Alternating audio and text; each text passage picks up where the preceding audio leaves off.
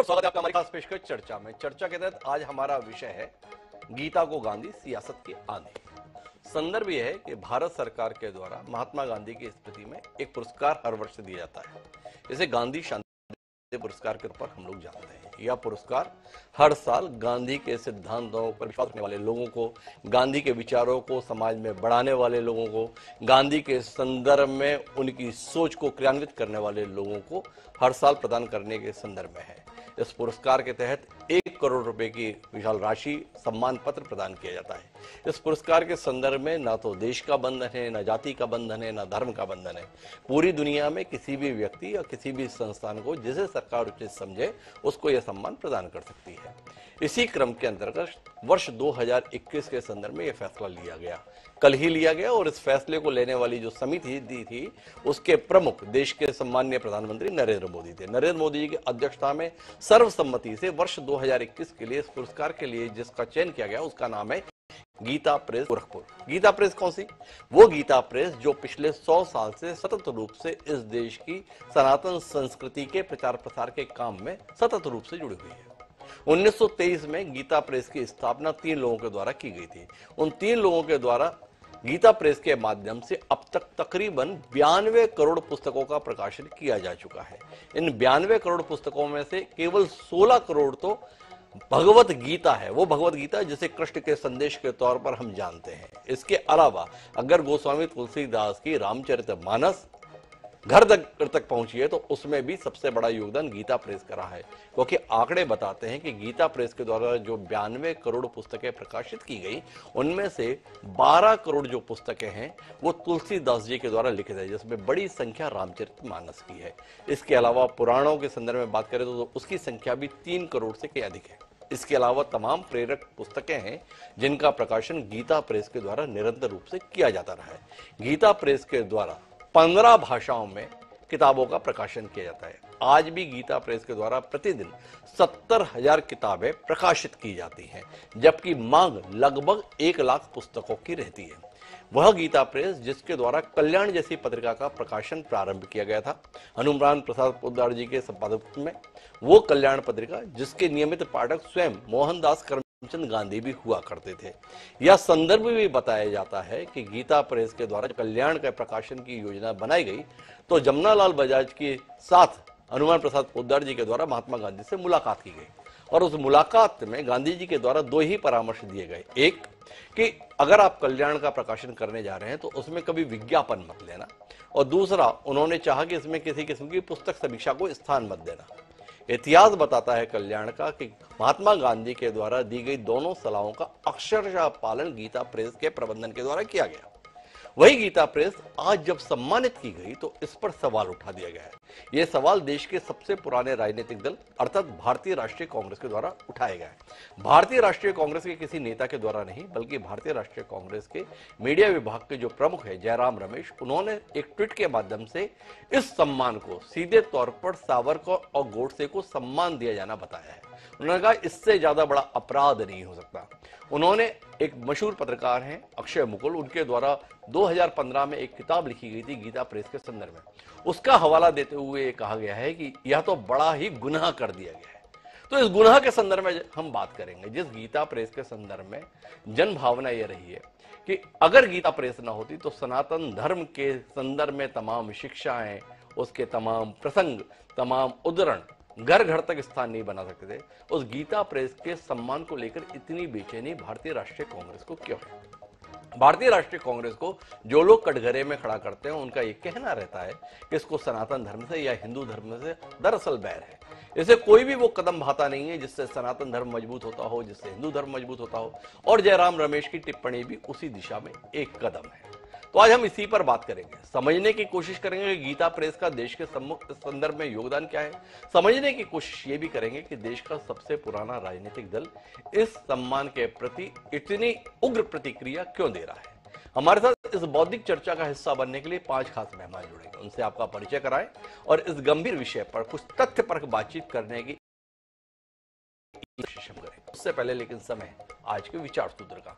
हमारा आज का विचार सूत्र यह कहता है कि हर काम को 3 अवस्थाओं से गुजरना होता है: उपहास, विरोध और स्वीकृति। स्वामी विवेकानंद के द्वारा ये कमाल की बात कही गई थी, लेकिन यह उस कालखंड में होता होगा। इस कालखंड में थोड़ी परिस्थितियां बदल गई हैं। उपास भी होता है, स्वीकृति भी होती है और विरोध भी होता है। स्वीकृति और विरोध साथ साथ चलता रहता है। देखिए ना, देश की सरकार के द्वारा सम्मान दिया जा रहा है, मतलब स्वीकृति दी जा रही है, और देश के सबसे पुराने राजनीतिक दल जिसके साथ एक बड़ी संख्या में जनबल है, उसके द्वारा विरोध किया जा रहा है। अर्थात विरोध और स्वीकृति दोनों साथ साथ चल रही है। इस बात को जहन में रखते हुए उसके साथ अपनी चर्चा को आगे बढ़ाते हैं। हमारे साथ इस चर्चा का हिस्सा बनने के लिए ओपी सिंह साहब हैं, जो प्रवक्ता हैं भारतीय जनता पार्टी के। हमारे साथ मृणाल पंत जी जैसे कुशल विचारक हैं, जो भारतीय राष्ट्रीय कांग्रेस का प्रतिनिधित्व इस नाजुक विषय पर करने के लिए मौजूद हैं। हमारे साथ खास तौर पर इस चर्चा का हिस्सा बनने के लिए लालमणि तिवारी जी है, जिस गीता प्रेस को यह सम्मान दिया गया है उसके प्रबंधन की भूमिका में वह लंबे समय से हैं। और साथ ही हमारे साथ संजय तिवारी जी हैं, वरिष्ठ पत्रकार हैं, गीता प्रेस के काम से निजी तौर पर वाकिफ है, तो वह भी हमारे साथ है। आप सभी का स्वागत है और चर्चा की शुरुआत मृणाल पंत जी से करते हैं, क्योंकि आपत्ति आई है तो आपत्ति क्यों आई है समझना जरूरी है। मृणाल जी, जरा आपके माध्यम से देश जाने तो सही कि कांग्रेस उस गीता प्रेस के लिए इतनी नाराज क्यों है जिस गीता प्रेस के द्वारा नो प्रॉफिट नो लॉस के सिद्धांत के तहत उत्तम क्वालिटी की पुस्तकें प्रकाशित करके जन जन तक पहुंचाई गई, जिसके माध्यम से भगवत गीता और रामायण घर घर तक पहुंची। उस प्रकाशन को सम्मान दिया जाना आपको इतना क्यों अखर गया? उस संस्था के प्रति इतना ऐतराज क्यों, जिसने अपने ट्रस्टियों की बैठक करके यह फैसला लिया कि सम्मान तो ले लेंगे पर उसके साथ मिल रहे धन को नहीं लेंगे? इस सोच वाली संस्था के खिलाफ भी कांग्रेस खड़ी हो गई, क्यों? हिमांशु, की संस्था के खिलाफ कांग्रेस पार्टी नहीं खड़ी हुई। कांग्रेस पार्टी ने किसी एक संस्था को एक पुरस्कार दिए जाने पे एक छोटी सी त्वरित टिप्पणी पर दी। देखिए, राजनीतिक दलों के प्रतिक्रिया देने की अलग अलग स्टेज होती है जी। राजनीतिक दल जब विरोध करते हैं तो कहीं एक छोटा ट्वीट होता है जी। अगर दल किसी मुद्दे को गंभीरता से लेता है, उस पर गंभीर विरोध दर्ज करना चाहता है तो प्रेस कॉन्फ्रेंस करता है। जी। और ज्यादा विरोध होता है राजनीतिक दलों में, ऐसा लगता है कि जनता से जुड़ा हुआ मामला है, तो मामले को जनता के बीच लेकर आता है, धरना प्रदर्शन करता है, जन आंदोलन क्रिएट करता है। लेकिन सामान्य तौर पर ऐसा होता है कि जब सरकारें कोई निर्णय लेती हैं तो कहीं कहीं उस पर त्वरित टिप्पणी के रूप में प्रतिक्रिया, प्राथमिक प्रतिक्रिया व्यक्त की जाती है, और उस प्राथमिक प्रतिक्रिया के आगे भी पार्टियां अपना नैरेटिव बिल्डअप करती हैं। इस विषय पे कांग्रेस पार्टी का निर्णायक नैरेटिव क्या होगा, वो अभी प्रक्रियागत संप्रेषण के तहत माना जाना चाहिए। ये त्वरित टिप्पणी एक जरूर आई है, और वो त्वरित टिप्पणी कुछ आधारों पर उचित है। मैं आपको ये बात बताने की कोशिश करता हूँ कि कैसे वो त्वरित टिप्पणी किन आधारों पर उचित है। लेकिन उससे पहले गीता प्रेस और कल्याण से संबंधित मेरा निजी अनुभव कहना चाहता हूँ, क्योंकि उसके बिना ये बहस अधूरी रह जाएगी। जी। मेरे बचपन का एक बड़ा हिस्सा मेरी नानी के घर बीता, और वो कल्याण की एक नियमित पाठक हुआ करती थी। उस दौर में कल्याण, कई सारे कल्याण के अंक मैंने भी पढ़े। गीता प्रेस हिंदुस्तान में एकमात्र ऐसी संस्था है जो धार्मिक पुस्तकों को इस तरह से छापती है। सबसे बड़ी संख्या में रामचरितमानस ने छापे हैं, घर घर तक पहुंचे हैं। अब प्रकाशक ने चूंकि ये पुस्तकें छापी हैं और वो एकमात्र सबसे रेप्यूटेड प्रकाशकों में से एक है, इसलिए उनके माध्यम से ये किताबें अलग अलग जगह पहुंची हैं। इस बात से कोई इंकार नहीं कर सकता। रामचरितमानस हम सबके लिए एक बेहद पूजनीय ग्रंथ है। उसके प्रकाशन में जैसे प्रकाशक की भूमिका है, इस नाते हम गीता प्रेस को साधुवाद देना चाहते हैं। कल्याण में भी कई सारे धार्मिक मामलों में बहुत अच्छी सहिष्णुता की, हिंदू धर्म की जो सनातन धर्म की मूल भावना है, उनको भी गीता प्रेस ने लोगों तक, जन जन तक पहुंचाया है। ये भी बड़े साधुवाद की बात। विरोध जिस बिंदु पर है वो ये कि उस दौर में, चूंकि ये पुरस्कार गांधी जी के नाम पर था, अगर ये पुरस्कार ऐसा होता जो किसी धर्म विशेष की बात को आगे बढ़ाने के लिए होता, जो मानवीय मूल्यों को आगे बढ़ाने के लिए होता, तो शायद इतना विवाद नहीं होता। लेकिन उस दौर में जिस समय गांधी जी जिंदा थे, उस समय गीता प्रेस के कुछ प्रकाशन ऐसे थे जो गांधी जी के सिद्धांतों के विपरीत थे। और चूंकि ये पुरस्कार ही गांधी जी के नाम पर है और वो जो गीता प्रेस के प्रकाशन थे गांधी जी के सिद्धांतों के विपरीत थे, इसलिए एक ही विरोधाभास पैदा हुआ है। और जयराम रमेश जी ने इस विरोधाभास को जनता के सामने रखने का उस ट्वीट के माध्यम से प्रयास किया है। अब ये विरोधाभास क्या है? विरोधाभास ये है कि उस समय गीता प्रेस के कुछ प्रकाशन नारियों को अधिकार दिए जाने के विरुद्ध, जाति प्रथा का समर्थन किया करते थे। और आजादी के उस आंदोलन में जब भारत को अंग्रेजों के खिलाफ खड़े होने के लिए धार्मिक एकता की सबसे ज्यादा जरूरत थी, तब कहीं वो धार्मिक विभाजन को या हिंदुत्व की जो राजनीतिक एक विचारधारा है उसको बल देने का प्रयास करते थे। क्योंकि ये तीन काम थे, इन तीन कामों का कांग्रेस पार्टी का सैद्धांतिक विरोध है, इसको लेकर वो ट्वीट आई है। शेष जो धार्मिक कार्य है गीता प्रेस का, उसकी हम बड़ी सराहना करते हैं, उसमें हमें कोई आपत्ति नहीं। मृणाल जी, जितने अच्छे तरीके से आप बोल रहे हैं ना, और जितना लाइटली लेने का आप अपनी टिप्पणियों के माध्यम से अनुरोध कर रहे हैं कि जयराम रमेश ने तुरंत प्रतिक्रिया देती है, ऐसा नहीं है। जयराम रमेश कोई सड़क से गुजरने वाले व्यक्ति नहीं है। जयराम रमेश भारतीय राजनीति में एक गंभीर नाम है। जयराम रमेश भारतीय राष्ट्रीय कांग्रेस की वर्तमान में मुखर आवाज है। जयराम रमेश वो सेतु है जिसके माध्यम से पार्टी जनसाधारण तक अपनी सोच को संप्रेषित करने का काम करती है। यही जयराम रमेश का वर्तमान में काम है। और जयराम रमेश ने यह ट्वीट 2 या 4 लाइन का नहीं बल्कि तथ्यपरक तरीके से लिखा है और उसमें महज एक किताब का हवाला दिया है।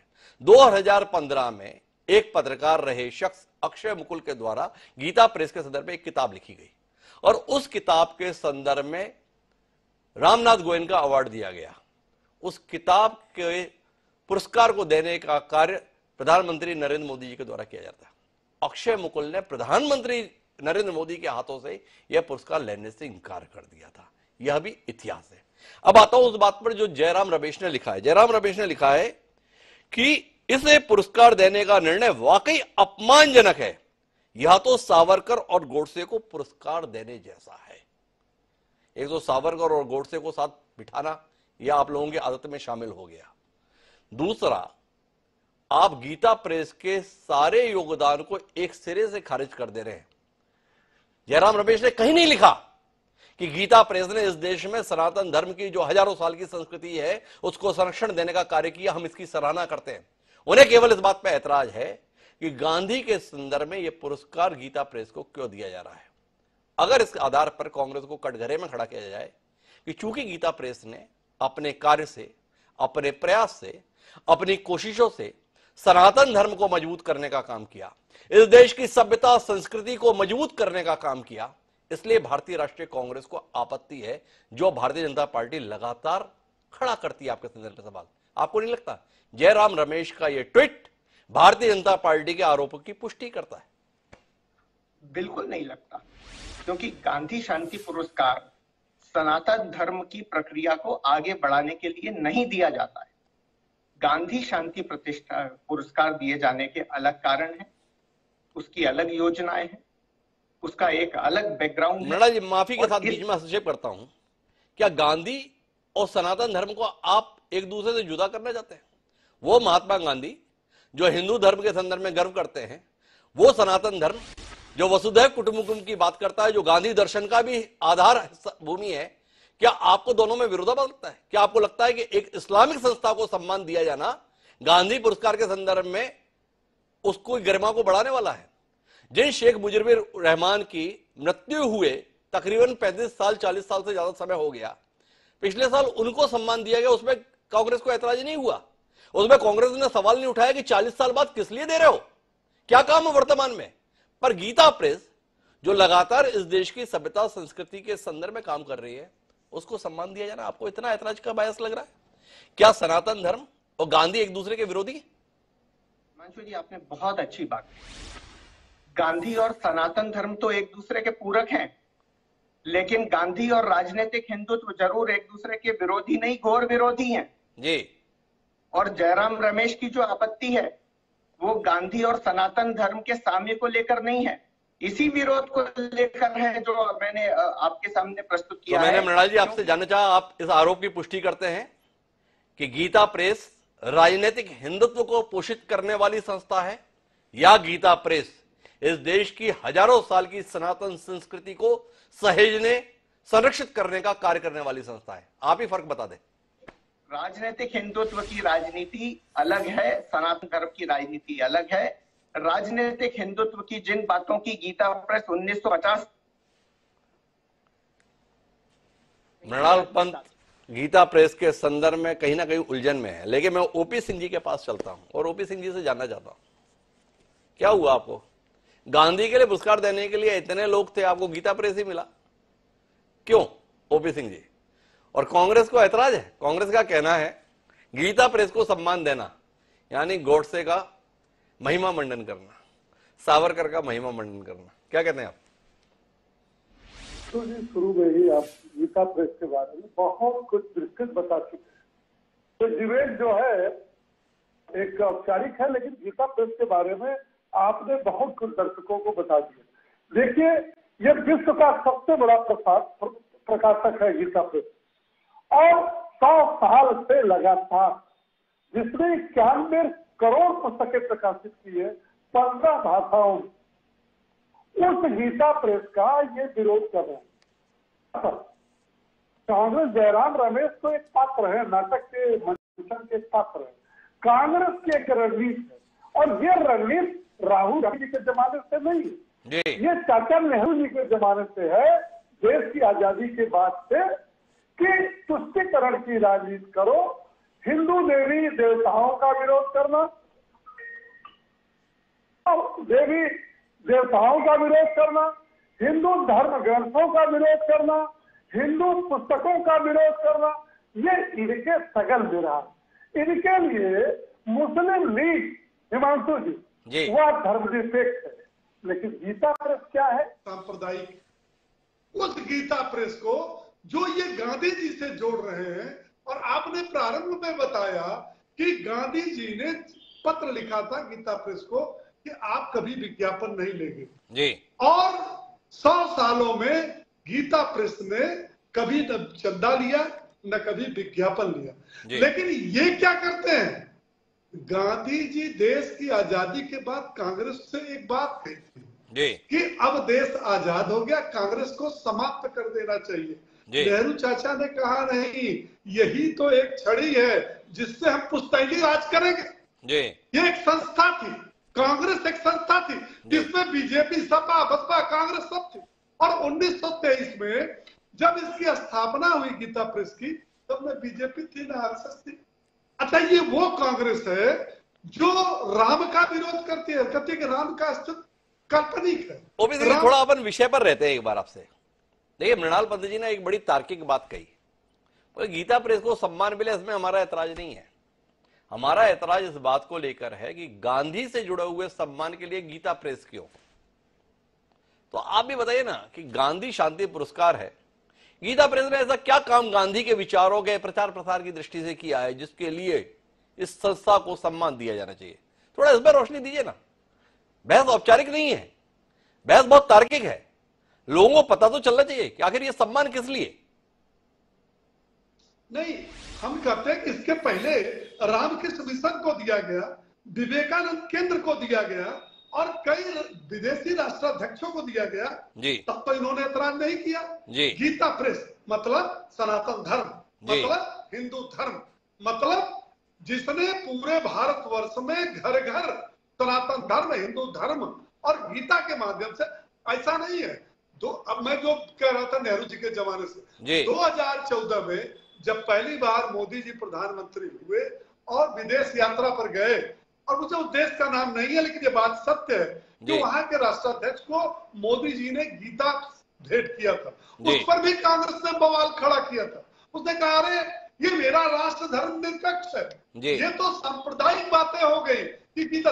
और दूसरा सुनिए, मैंने क्यों कहा, बड़ी ऊंची बात है कि नेहरू जी के जमाने से जब सोमनाथ मंदिर का जीर्णोद्धार हुआ, नवीनीकरण हुआ, और उसका लोकार्पण करने के लिए जब देश के प्रथम राष्ट्रपति राजेंद्र प्रसाद जी जा रहे थे, तो इन्होंने बार बार मना किया। ये बात सर्वविदित है। आप इससे मेरा मतलब समझ रहे हैं कि नहीं? हिंदू देवी देवताओं, हिंदू ग्रंथों, हिंदू से संबंधित सनातन धर्म से कुछ भी हो, इनको पीड़ा होगी, इनको पीड़ा होती है। ओबीसी जी का कहना है कि कोई अचरज की बात नहीं है, कांग्रेस का काम ही है हिंदू धर्म से संबंधित कोई भी काम हो उस पर ऐतराज करना। देखिए, हमारी बातचीत के केंद्र में अभी हिंदू धर्म ही नहीं है, गीता प्रेस है। लालमणि तिवारी जी हमारे साथ इस चर्चा को गरिमा देने के लिए खासतौर पर मौजूद है। लालमणि तिवारी जी उस कार्य में लगे हुए जिसके लिए सम्मानित किया, अर्थात गीता प्रेस के प्रबंधक है। तो लालमणि जी, सबसे पहले तो आपकी प्रतिक्रिया जाननी है। जब शताब्दी वर्ष आप अपना मना रहे हैं, पिछले साल आपने शताब्दी वर्ष मनाना शुरू किया था, तत्कालीन राष्ट्रपति रामनाथ कोविंद आपके आयोजन में आए थे, अब ये सम्मान, आपकी पहली प्रतिक्रिया? देखिए, जो सम्मान मिला है जी, गांधी शांति पुरस्कार का, इसके लिए हम भारत सरकार को, भारत सरकार के संस्कृति मंत्रालय को और माननीय प्रधानमंत्री जी को धन्यवाद देते हैं और आभार ज्ञापित करते हैं। ये गीता प्रेस के लिए गौरव का क्षण है, जो गीता प्रेस को इतने बड़े पुरस्कार से नवाजा गया है। गीता प्रेस 100 वर्षों से अपना काम चुपचाप कर रही है, सनातन धर्म का प्रचार प्रसार कर रही है। यत्र नार्यस्तु पूज्यन्ते रमन्ते तत्र देवता का भाव हमारा रहा। गीता प्रेस ने कल्याण के माध्यम से संत अंक छापा, जिसमें सभी धर्मों के संतों को उन्होंने उसमें उल्लेख किया और उनके विषय में लिखा। गीता प्रेस ने संत वाणी अंक छापा, जिसमें सभी संतों के धर्मों की वाणियां छपी है। गीता प्रेस में एक लीला चित्र मंदिर है, जिसका नाम ही लीला चित्र मंदिर है, और उसमें भगवान के चित्रों के, भगवान की लीलाओं के चित्र हैं। उस चित्र मंदिर में आज भी हमारे यहाँ जेसस क्रिस्ट का और महात्मा गांधी जी का चित्र वहीं स्थान पाया है जहाँ की तमाम संत महात्माओं को स्थान मिला है। तो इसलिए गीता प्रेस एक सनातन धर्म के प्रचार प्रसार में लगा हुआ है। पर लालमणि जी, एक तथ्यपरक बातचीत आपसे करनी है। भारतीय राष्ट्रीय कांग्रेस की आवाज जयराम रमेश ने ऐतराज जताया है आपको ये सम्मान मिलने के संदर्भ में, और उसमें कहा है कि गीता प्रेस के जो संचालक थे उनका गांधी जी की नीतियों से विरोध था और उनको ये सम्मान। बोले आप तो छुआछूत को बढ़ावा देने वाले लोग थे, वर्णाश्रम का बढ़ावा देने वाले लोग थे, आपने तो गांधी जी के सिद्धांतों को तिलांजलि दी और आपको सम्मान। इस आक्षेप के संदर्भ में कुछ तो विचार किया होगा आप लोगों ने, ये किस प्रकार की बात कही जा रही है, क्या सच्चाई है इसमें? देखिए, ऐसा है, गांधी जी का, और जैसा कि अभी आप लोगों ने बताया है कि जब कल्याण प्रकाशित हुआ था तो जो गांधी जी ने 2 सुझाव दिए थे, आज भी उसका अक्षर से पालन हो रहा है। कल्याण के अंकों में, कल्याण का जब पहला अंक छपा तो उसमें भी महात्मा गांधी जी का लेख छपा। दूसरा वर्ष का जो पहला अंक है उसमें भी महात्मा गांधी जी का लेख छपा, और महात्मा गांधी जी कल्याण से जुड़े हुए थे, नियमित पाठक थे, और उनके बहुत सारे लेख कल्याण में प्रकाशित होते रहे। और उनका जो अहिंसा है, अहिंसावादी विचारधारा, गीता प्रेस आज भी अहिंसावादी विचारधारा का पोषक है। तो इसलिए बड़े मधुर संबंध थे। केवल एक अक्षय मुकुल की पुस्तक को लेकर के ये धारणा बना लेना, ये गलत बात है। पर अक्षय मुकुल की ये किताब तो 2015 में आई थी लालमणि तिवारी जी, आप लोगों ने कोई ऐतराज नहीं जताया। कितनी सही और कितनी भ्रामक है वो किताब, जिसको आधार बनाकर जयराम रमेश देश से संवाद कर रहे हैं। हम लोग जिस सिद्धांत को मानने वाले हैं, वहां किसी की मत का न खंडन करते हैं न समर्थन करते हैं, और हम ऐसे व्यक्ति का विरोध भी नहीं करते कि जिनका गीता प्रेस के विरोध करने से अस्तित्व और बढ़ जाए।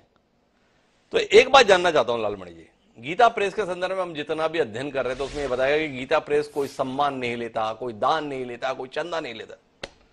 इस पुरस्कार को लेने के लिए आप तैयार हो गए। 100 साल बाद ऐसा क्या हुआ जो आपने अपने सिद्धांत से विचलन स्वीकार कर लिया? आपके ट्रस्टियों की बैठक में उन्होंने कहा ठीक है, पैसे अभी भी नहीं लेंगे पर सम्मान ले लेंगे। क्यों? सरकार का दबाव ज्यादा है? नहीं, देखिए, ऐसा है कि सम्मान हम लोग सम्मान को सम्मानित करने के लिए ले रहे हैं जी, और धनराशि नहीं ले रहे हैं, वो हमारे सिद्धांत में नहीं है जी। स्थितियां परिस्थितियां थोड़ा बदलती रहती हैं। बदलती हुई परिस्थिति ने ट्रस्ट बोर्ड ने ये निर्णय लिया है कि चूंकि अगर पहले से पूछा गया होता तो हो सकता है कि हमारा ट्रस्ट बोर्ड इस पर एतराज करता, लेकिन जो चीज अगर डिक्लेयर कर दी गई है तो उसके सम्मान को सुरक्षित रखने के लिए हम लोगों ने मान पत्र लेना स्वीकार कर लिया, लेकिन धनराशि लेना अस्वीकार कर दिया। एक खबर और है लालमणि जी, इस पे भी आपकी टिप्पणी चाहिए। ये जो आपका शताब्दी वर्ष मन रहा था, जिसकी शुरुआत में देश के राष्ट्रपति माननीय कोविंद जी आए थे उसका समापन समारोह आपका लंबे समय से लंबित है। ऐसा बताया जाता है कि आप देश के प्रधानमंत्री का समय चाह रहे हैं। प्रधानमंत्री जी का समय तो नहीं मिला पर सम्मान मिला, इसके संदर्भ में क्या कहेंगे? देखिए, ऐसा है कि हमारा जो शताब्दी वर्ष का समापन समारोह था वो 3 मई को आयोजित था जी। 3 मई को आचार संहिता लागू होने के कारण प्रधानमंत्री जी का आगमन नहीं हो सका जी। प्रधानमंत्री कार्यालय से यह फोन आया कि आचार संहिता लागू होने के कारण माननीय प्रधानमंत्री जी गीता प्रेस नहीं जा पा रहे हैं, इसलिए अगली कोई तिथि आप लोग सूचित करिए। अगली तिथि हम लोगों ने 30 मई को गंगा दशहरा यह भी लिख दिया कि प्रधानमंत्री जी अपनी सुविधानुसार जो भी समय देंगे उस पर हम लोग दिव्य और भव्य कार्यक्रम आयोजित करेंगे। जी, पर 30 मई तो गुजर गई, अब तो जून चल रहा है लालमणि जी। जून चल रहा है तो हम लोगों ने इसमें लिख दिया था कि माननीय प्रधानमंत्री जी अपनी सुविधानुसार जो समय निर्धारित करेंगे उस समय हम लोग एक दिव्य और भव्य कार्यक्रम आयोजित करेंगे। तो कुल मिला के गीता प्रेस को सम्मान तो मिल रहा है, अब उन्हें प्रधानमंत्री के समय का और इंतजार है। प्रधानमंत्री समय देने को तैयार थे 3 मई के संदर्भ में, लेकिन आचार संहिता के चलते वो समारोह रह गया। बहरहाल मैं इस चर्चा को विस्तार देना चाहता हूं और हमारे साथ इस चर्चा को गरिमा देने के लिए हिंदू महासभा के राष्ट्रीय अध्यक्ष स्वामी चक्रपड़ी महाराज जी भी जुड़ गए हैं। महाराज जी, आपका स्वागत है।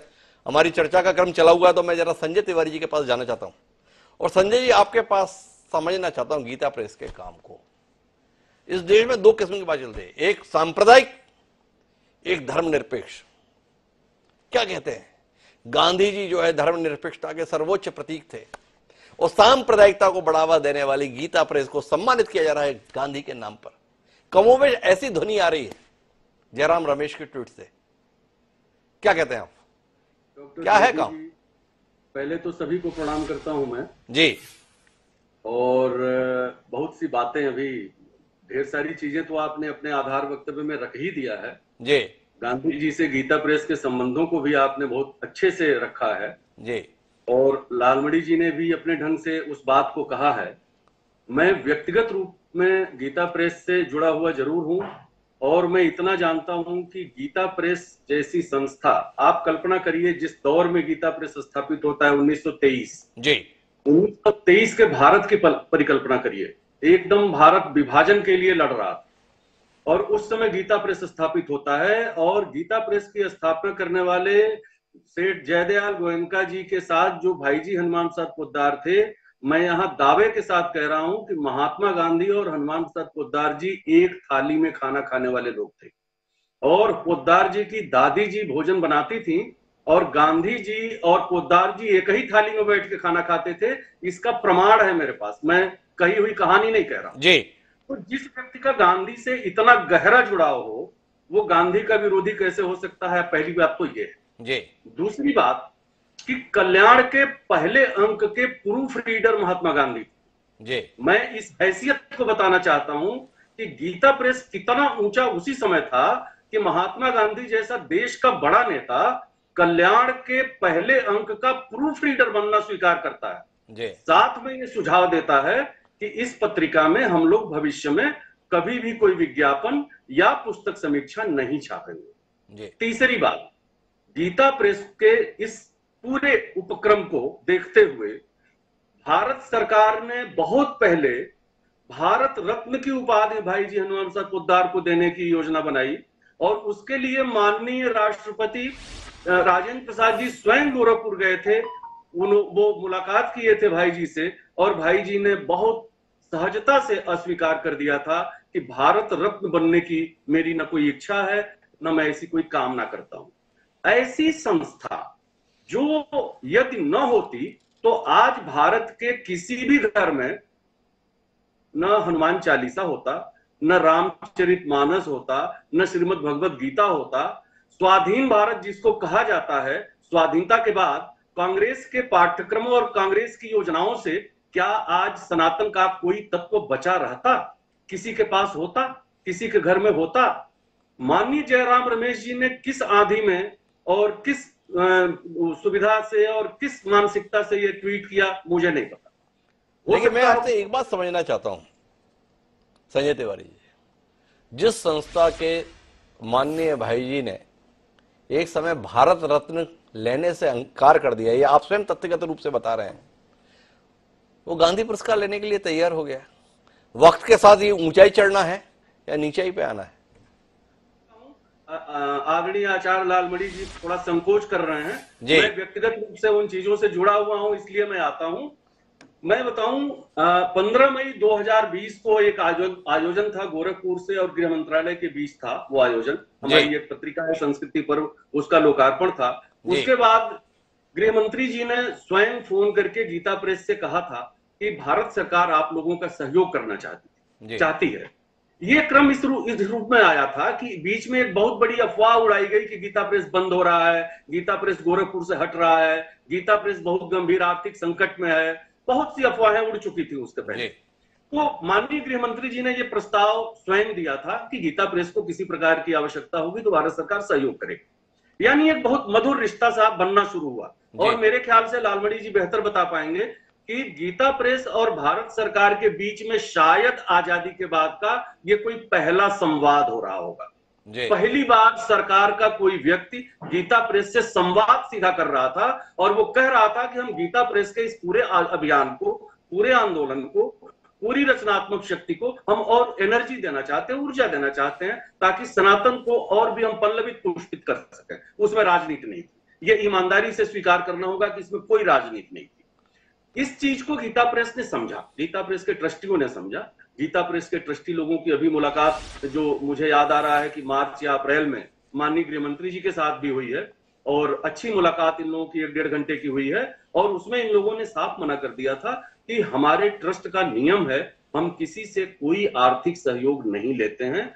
हमारे ट्रस्ट के लोग जो अपने विभिन्न व्यवसायों से अर्जित करते हैं उसका एक अंश गीता प्रेस को जाता है और गीता प्रेस बिना किसी मुनाफे के, बिना किसी लालच के, बिना किसी मुनाफे के जितना भी संभव हो सकता है उस ट्रस्ट की आय के जरिए ही अपना काम करता है।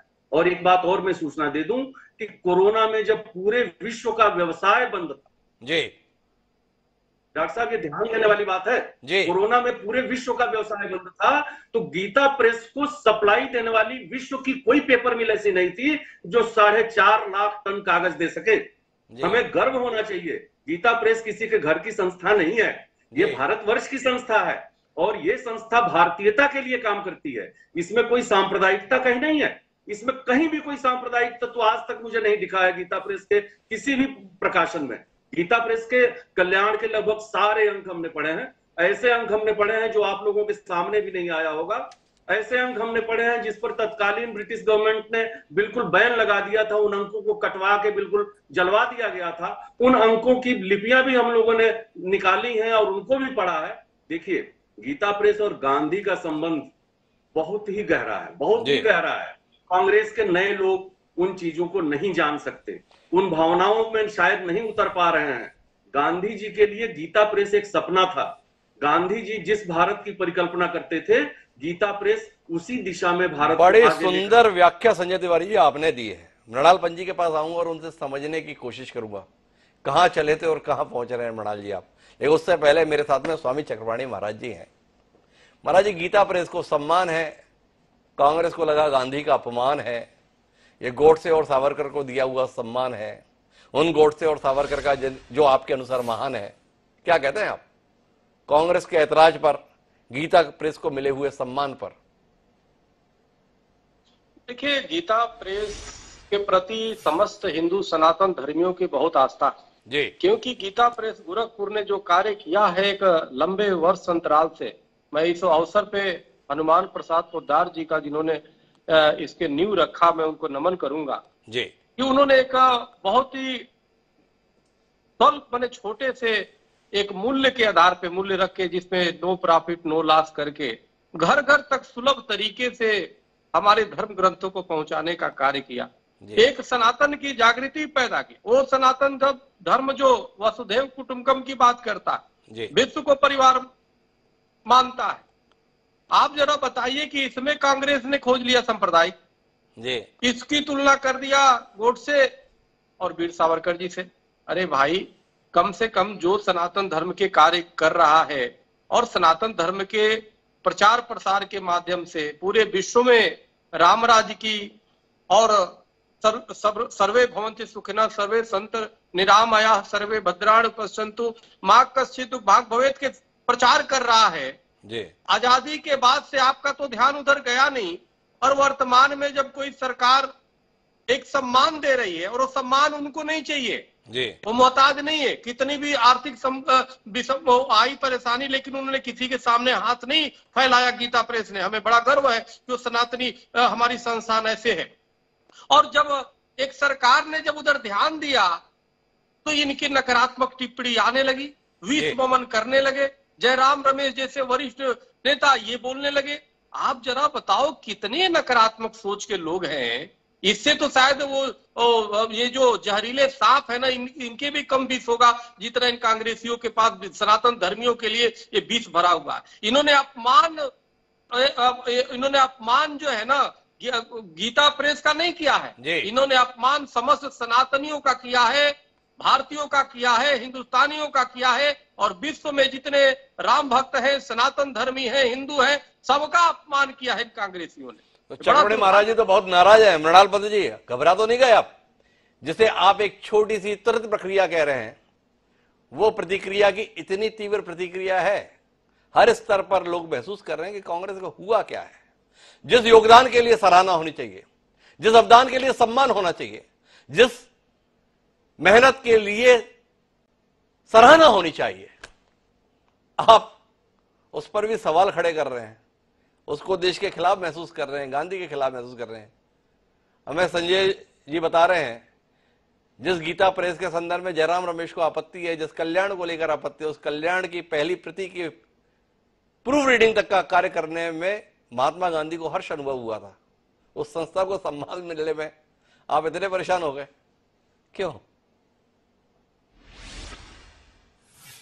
किसी भी तार्किक बात को भावनाओं से या धर्म से जोड़ दिया जाए जी। मैं आपको एक उदाहरण के साथ समझाता हूँ जी। अशोक चक्र पुरस्कार मिलता है वीर सैनिकों को जो सेना का जो सीमा पर देश की रक्षा करते हैं जी। मान लीजिए अशोक चक्र गीता प्रेस को दे दिया जाए जी, तो क्या ये सवाल नहीं उठेगा कि ये पुरस्कार सीमा पर सैनिकों को दिया जाने वाला पुरस्कार है?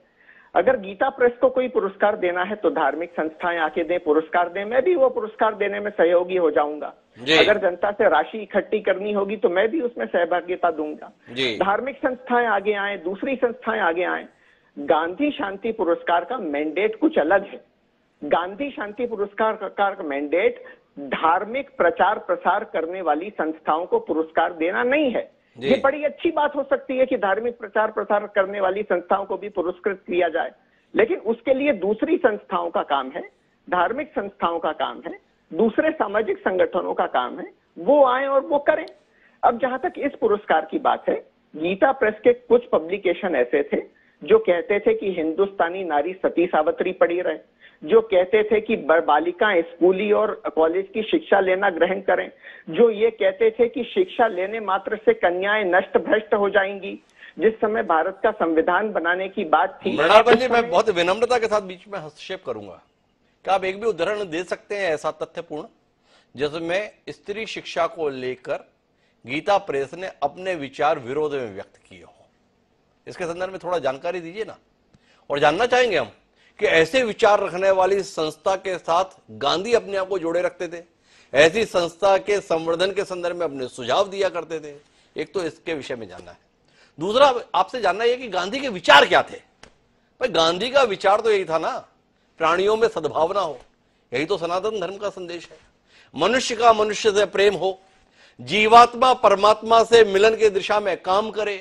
भाई गांधी की जो सोच थी और गीता प्रेस की पुस्तकों के माध्यम से जिस वातावरण का निर्माण है, दोनों में अंतर कहां है? क्या गीता प्रेस की किसी पुस्तक में आपने ये लिखा हुआ पाया है कि गीता प्रेस की किताबों में आह्वान किया गया है कि जो हिंदू धर्म को ना मानता हो उसका गला काट दो, जो हिंदू धर्म में भरोसा ना रखता हो उसे इस धरती पर जीने का अधिकार नहीं है? क्या गीता प्रेस की पुस्तक ने सामाजिक वैमनस्य बढ़ाने का कोई काम किया है? अगर है तो वो तथ्य के साथ प्रस्तुत कीजिए ना। जो गांधी का संदेश था कि सब मिलजुल कर रहें, शांति के साथ रहें, प्रेम के साथ रहें, सद्भाव के साथ रहें, तो क्या गीता प्रेस के द्वारा जो तमाम प्रकाशन किए जा रहे हैं वो समाज में उसी भावना का निर्माण करने के लिए नहीं है?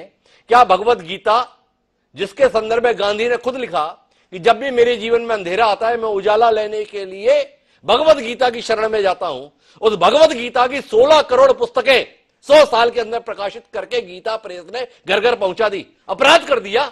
अगर इसके लिए सम्मान किया जा रहा है तो उसमें कांग्रेस को ऐतराज होगा, और कांग्रेस को अगर ऐतराज होगा तो आपको लगता है जनता का साथ होगा? मैंने फिर वही बात कही, बिल्कुल इस बात पे किसी को ऐतराज नहीं है, लेकिन भगवत गीता के प्रकाशन पर गांधी पुरस्कार देने का आप मुझे अगर आधार समझा पाएंगे तो मुझे ज्यादा अच्छा लगेगा।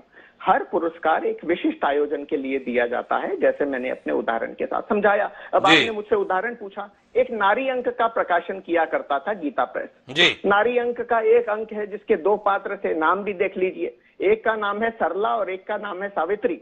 और सरला और सावित्री के संवाद के माध्यम से ये बताया जा रहा है कि स्त्री को अपनी लाज बचाने की पूरी जिम्मेदारी स्त्री की है, पुरुष की कोई जिम्मेदारी नहीं है। उसी संवाद में बताया जा रहा है कि जो आधुनिक शिक्षा है वो हिंदू महिलाओं के चरित्र को भ्रष्ट करने का आधार बनी हुई है। इस तरह की 3-4 चीजें हैं जो गांधी जी के विचारों से मेल नहीं खाती, क्योंकि उस समय गांधी जी खुद अपने आश्रम में नारी उत्थान की बात कर रहे थे।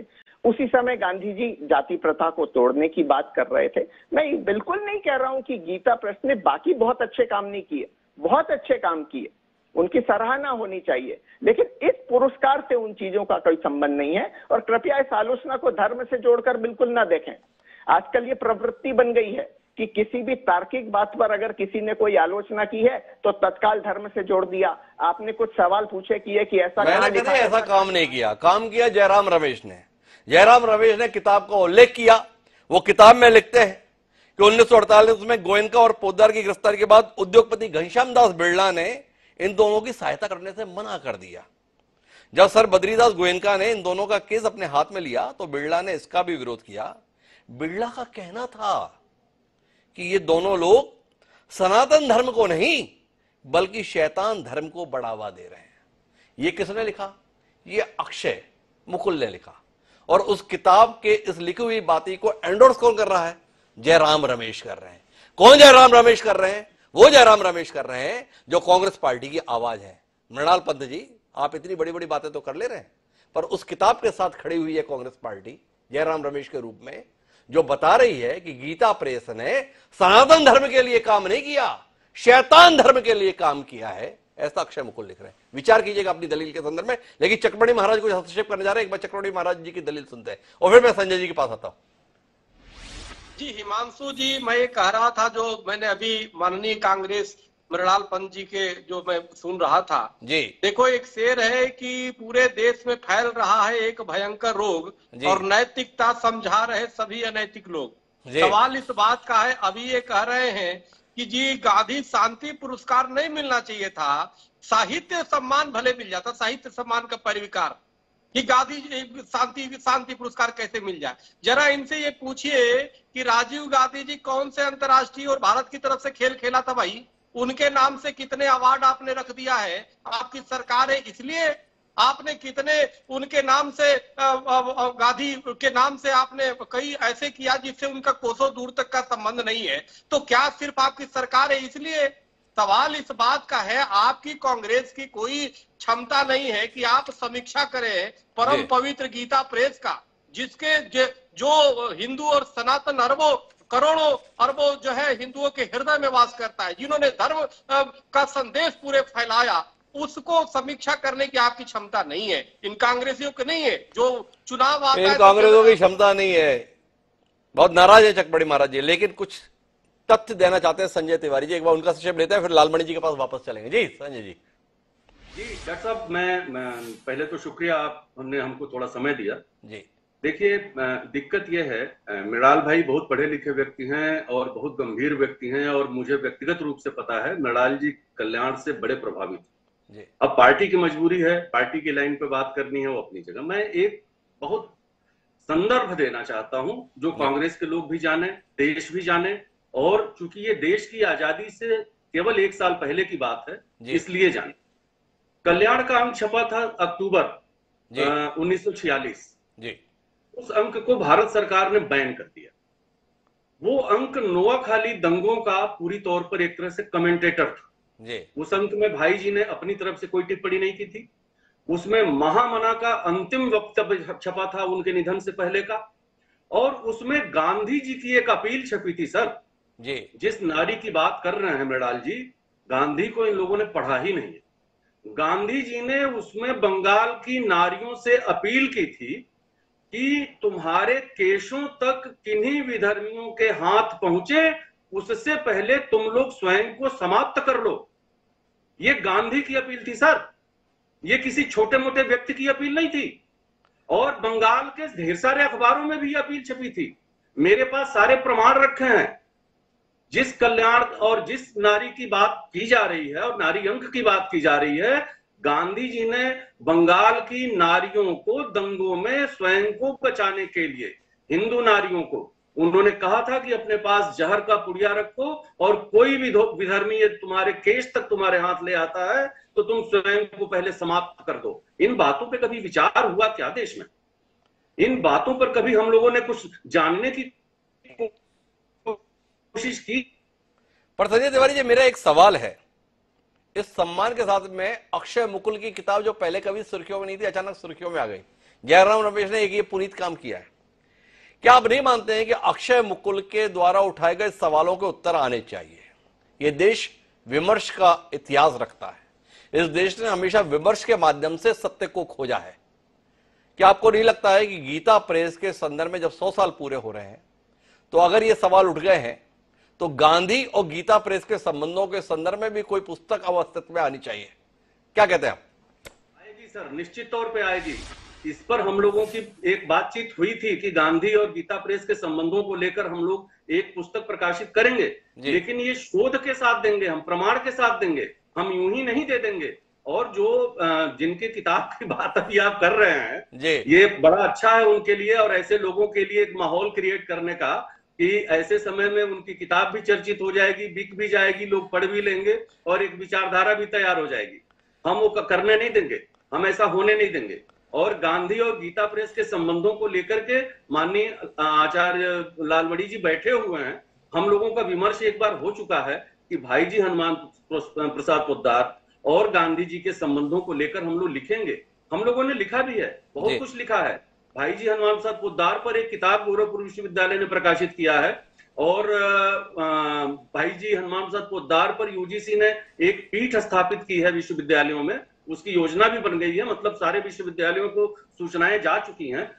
उस पीठ के लिए भी एक पुस्तक तैयार हुई है जिसमें गांधी और पोद्दार जी के संबंधों को लेकर के बहुत कुछ लिखा गया है। बहुत कुछ लिखा गया। तो संजय जी हमें काफी चीजें बता रहे हैं, लेकिन मैं अब लालमणि जी अंतिम विमर्श की ओर बढ़ रहा हूं।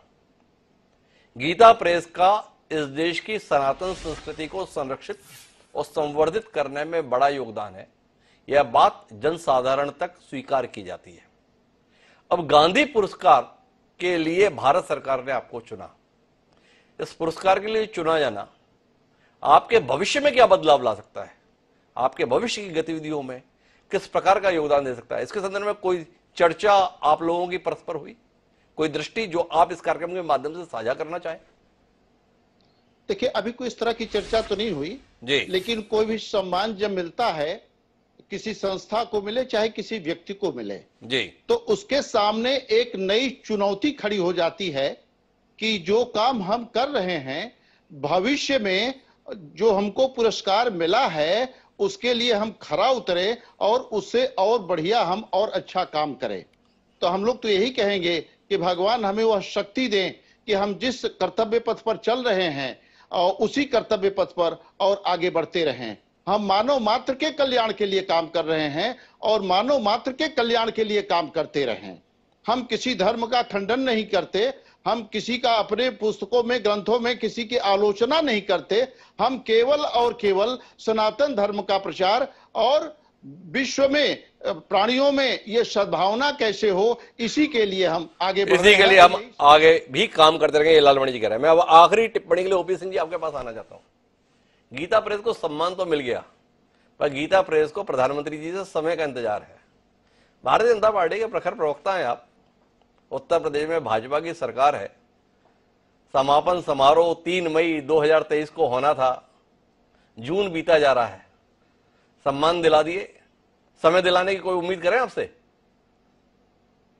बिल्कुल उम्मीद करिए। इस तरह के जो गौरवपूर्ण कार्यक्रम है उसमें हमारे प्रधानमंत्री, हमारे मुख्यमंत्री जाते रहे, ऐसा नहीं कि नहीं जाते रहे। मैं जरा सा दो बातें ये कहना चाहता हूँ हिमांशु जी। दरअसल जयराम रमेश जी को गीता प्रेस के बारे में पूरी जानकारी है ही नहीं। और सुनिए, एक तरफ ये दिखाया जा रहा है कि जयराम रमेश ने गीता प्रेस को यह पुरस्कार मिलने को विरोध कर रहा है। दूसरी तरफ उसी पार्टी के वरिष्ठ नेता प्रमोद कृष्णन जी चैनल पर घूम घूम के बयान दे रहे हैं कि यह गीता प्रेस के गौरव की बात है और मैं इसका खुलेआम समर्थन करता हूं। तो पहले तो कांग्रेस अपने नेताओं में तय कर दे। दरअसल कांग्रेस ने एक शपथ ले ली है कि 2014 से जब से मोदी जी केंद्र सरकार में आए, चाहे जो भी निर्णय लेंगे हमें आंख मूंद के विरोध करना, चाहे कोरोना वैक्सीन का हो, कभी हम विरोध करेंगे, भले देश को फायदा हो। हम बदला लेने के लिए पाकिस्तान पर एयर स्ट्राइक और सर्जिकल स्ट्राइक करेंगे, जो इसके पहले नहीं होता रहा। कभी आप सबूत मांग रहे हैं। मेरे कहने का मतलब यह है कि देश हित, राष्ट्र हित, हिंदू धर्म, आपने ये बताइए ना, सुप्रीम कोर्ट में कांग्रेस ने अयोध्या में राम मंदिर न बने और ये काल्पनिक पात्र है, इनके नेताओं ने पूरी एड़ी चोटी का जोर लगा दिया, लेकिन करोड़ों करोड़ों हिंदू भावनाओं को कोई रोक नहीं सकता। और मोदी और योगी जी, मैं खुलेआम कहता हूं कि करोड़ों हिंदुओं के साथ खड़े हैं। गीता प्रेस जाएंगे, बिल्कुल जाएंगे। तो मोदी जी और योगी जी करोड़ों हिंदुओं के साथ खड़े हैं या 140 करोड़ भारतीयों के साथ खड़े हैं? सिंह साहब, इस पर भी टिप्पणी दे दीजिए ना, थोड़ा हमें स्पष्टता हो जाए। आपने बड़ा अजीब सी टिप्पणी कर दी, हम घबरा गए थोड़ा। बिल्कुल आपने बिल्कुल सही सवाल किया हिमांशु जी, लेकिन एक भ्रम दूर कर दूं जी। वह भारत के प्रधानमंत्री हैं, योगी जी उत्तर प्रदेश के मुख्यमंत्री हैं, लेकिन देश की आजादी के जितने सालों तक कांग्रेस की सरकार थी और जिस प्रकार से हिंदुओं का, हिंदू धर्म ग्रंथों का, देवी देवताओं का अपमान हुआ, क्या उस गौरव को लाना? अयोध्या में राम मंदिर नहीं बनने देंगे हम, राम मंदिर ना तो हिंदुओं के साथ नहीं खड़े। काशी में काशी विश्वनाथ कॉरिडोर बन रहा, हम उसके साथ ना खड़े हो। आप ये बताइए कि आखिर उनके साथ कौन खड़ा होगा? नहीं, ऐसा नहीं है ना ओपी सिंह जी, केवल कॉरिडोर थोड़ी बनना है काशी विश्वनाथ में। वहां पर तो जो ज्ञानवापी मस्जिद है उसको ये स्थान पर भी तो मंदिर बनना है ना। आप अपने एजेंडे को गलत मत बताइए। ये मथुरा भी आपका इंतजार कर रहा है। ऐसा मतलब काशी को आप केवल कॉरिडोर में बहला दें, ये बात ठीक नहीं है। अयोध्या में राम मंदिर को भी सुप्रीम कोर्ट का आदेश आ गया, बाकी दो मामले फंसे हुए तो आप कॉरिडोर में हमें बहका दें, ये बात तो ठीक नहीं है ना। लेकिन बहरहाल संजीव तिवारी जी कोई हस्तक्षेप करना चाह रहे हैं। जी संजीव जी, अब समय समाप्त हो रहा है, पर फिर भी आपकी टिप्पणी। डॉक्टर साहब, चूंकि देश इस चर्चा को देख रहा है जी, तो मैं एक लाइन की बात है, जिस गीता प्रेस को लेकर के माननीय जयराम रमेश जी अभी सवाल उठा रहे हैं, उनके केवल एक प्रकाशन संत अंक को वो पढ़ लें बस। तो ये आग्रह है संजय तिवारी जी का, पहले पढ़िए, मनन कीजिए और फिर बोलिए। जयराम रमेश ने केवल अक्षय मुकुल को पढ़ना चाहा, जिन्होंने 2015 में एक किताब लिखी, पर वो गीता प्रेस जो 100 साल से लगातार प्रकाशन करता आ रहा है, वो गीता प्रेस जिसने इस देश की सनातन संस्कृति को सहेजने का ही नहीं बल्कि घर घर तक पहुंचाने के संदर्भ में एक अभिन्न भूमिका निभाई, वो संस्थान जो 92 करोड़ पुस्तकों के प्रकाशन का गौरव हासिल करता है। ये बात गौरव की इसलिए कह रहा हूं कि आज के समय में शिकायत ये रहती है कि कोई किताब खरीदता नहीं, इसलिए हम छापते नहीं। पर गीता प्रेस पूरी दुनिया में एक अद्भुत उदाहरण है प्रकाशन का, कि जिसके पास जितनी मांग रहती है उतनी प्रकाशित नहीं कर पाते।